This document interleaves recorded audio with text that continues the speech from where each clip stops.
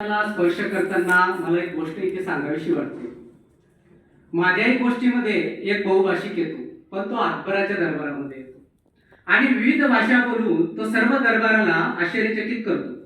अकबर बादशाहला तो म्हणतो, बादशाह, तुमचा दरबार म्हणजे रत्नांची खाण आहे.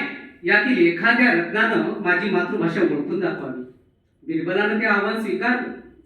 त्या दिवशी त्या विद्वानाची खास सोय करण्यात आली. त्याला पक्वान्न खाऊ घालून आरामदायी बिछाना देण्यात आला. तो शांतपणे झोपी गेला. ऐन गाढ झोपेत असताना मध्यरात्री बिरबलानं त्याच्या अंगावर थंडगार पाणी ओतलं. या अचानक झालेल्या हल्ल्यानं बिरबल तो बहुभाषिक दचकला, घाबरला आणि जोरात ओरडला, कोण छे? दुसऱ्या दिवशी बिरबलानं त्याला दरबारात सांगितलं, महाशय, तुमची मातृभाषा गुजराती आहे बरं. अर्थात तुम्ही कितीही विद्वान म्हणा, परंतु मातृभाषेला तुमच्या हृदयापासून तुम्ही वेगळं करू शकत नाही.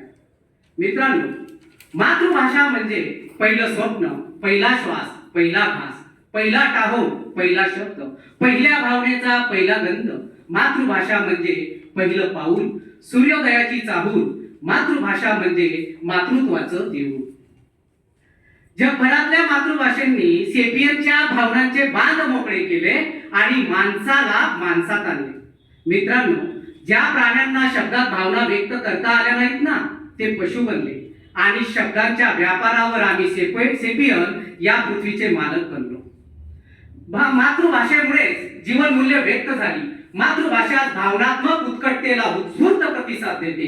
पण जेव्हा ती भावनेतून व्यवहारात उतरते ना, तेव्हा राष्ट्राचं अस्तित्व बनून त्या देशाचा उद्धार होते. आणि हे जर्मनीनं सिद्ध केलं आहे. 2 महायुद्ध अंगावर झेलून या राष्ट्रानं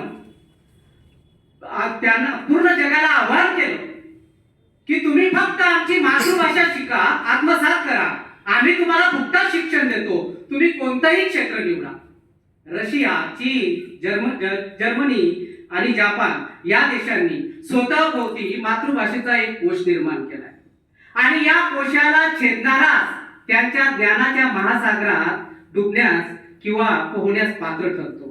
कारण या देशांनी ठरवून घेतलेला आहे, जो कोणी आमची मातृभाषा शिकेल, आत्मसात करेल, तोच आमच्याशी एकरूप होऊ शकतो आणि तोच आमच्या परंपरा आणि संस्कृतीचं जतन करू शकतो आणि तोच आमच्या देशाचा आदर्श नागरिक बनण्यास लायक ठरतो. नेल्सन मंडेला म्हणतात, एखादी गोष्ट एखाद्या माणसाला त्याला कळेल अशा भाषेत जर का तुम्ही सांगितली तर ती त्याच्या डोक्यात शिरते, परंतु तीच गोष्ट जर का त्याच्या मातृभाषेत सांगितली तर ती त्याच्या हृदयाशी भिडते. पण मुळाक्षरांचं ज्ञान आलं म्हणून मातृभाषेतून शिक्षण पूर्ण झालं असं तुम्ही आम्ही म्हणू शकत नाही. त्यासाठी विविध विषयांचं आकलन आपल्याला मातृभाषेतून होणं गरजेचं आहे. पण त्यासाठी आपल्याला परकीय भाषांची कोणताही आधार किंवा मदत घ्यायची गरज पडायला नको.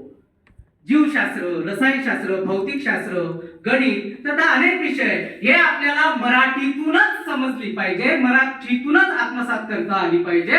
तेव्हा आमच्याकडे शास्त्रज्ञ निर्माण होतील, शास्त्रज्ञ जन्माला येतील. नाही तर आम्हाला इतिहासावरच समाधान मानावं लागेल.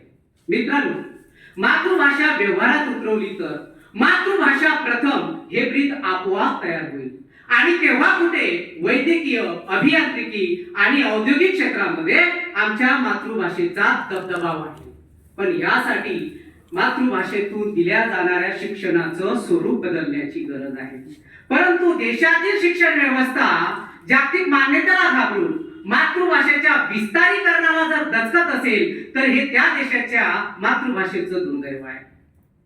पण आम्हाला ह्याही गोष्टीचं भान पाहिजे की परकीय भाषा किंवा प्रांतिक भाषा आत्मसात करणं हा काही गुन्हा नाही, परंतु आपल्या मातृभाषेची आव राखून विविध भाषांचा सन्मान करून भाषिक सहिष्णुता आपण जपली पाहिजे. मित्रांनो, आपल्या विद्यार्थ्यांना तुम्ही परकीय भाषेच्या लेपानं कितीही सजवा, परंतु मातृभाषेचा रंग कसाच झाकला जात नाही. त्यासाठी शिक्षणात जर मातृभाषेचा जर सुगंध आला ना तर त्याचा सुवास शतकानुशतके दरवळत राहतो आणि देशही भाषिक गुलामगिरीच्या जोखडातून बाहेर पडतो. महाभारतातला अभिमन्यू आईच्या गर्भातच त्यानं चक्रव्यूह भेदायचा कसाही शिकला. हे मातृभाषेच्या संस्काराचं आदर्श उदाहरण आहे. तुमची जिजीविषा आणि विजिगिषा जिवंत ठेवण्याचं काम मातृभाषाच करू शकते. तुमच्यातला अंधार अज्ञानाचा एक अणुरेणू ज्ञानाच्या प्रकाशानं क्षीण करण्याचं सामर्थ्य फक्त मातृभाषेत आहे. म्हणून मातृभाषेतून जर का आपण शिक्षण दिलं तर एक संवेदनशील नागरिक घडतो. तसंच व्यक्तिमत्वाचा सर्वांगीण विकास होतो. मातृभाषेतून व्यक्त होता येतं, स्वप्न पाहता येतं, मन सोक्त रडता येतं. मातृभाषा अंतरात्म्याशी होते, एकांतात आमच्याशी संवाद साधते, आमचं सांत्वन करते, आमच्यावर रागवते, कधी कधी समजावून सांगते. मातृभाषेतून भावनांचे तरंग उठतात. मातृभाषा स्थिर स्थावर करते, मनाला स्थिर स्थावर करते. पण जागतिक लोकशाहीच्या स्पर्धेला बळी पडून आम्ही आमचं भविष्य भाषिक गुलामगिरीच्या विहिरीत तर ढकलत नाहीत ना. म्हणून मला दिवंगत हास्य कवी मिर्झा एक्सप्रेस यांच्या त्या काही काव्यपंक्ती आहेत. ते वेदनांचा पाऊस पडताना म्हणतात, काल माझ्या स्वप्नात माय मराठी आली, काल माझ्या स्वप्नात माय मराठी आली, दाखवली तिनं मले झुही तिची खाली, दाखवली तिनं मले झुही तिची खाली.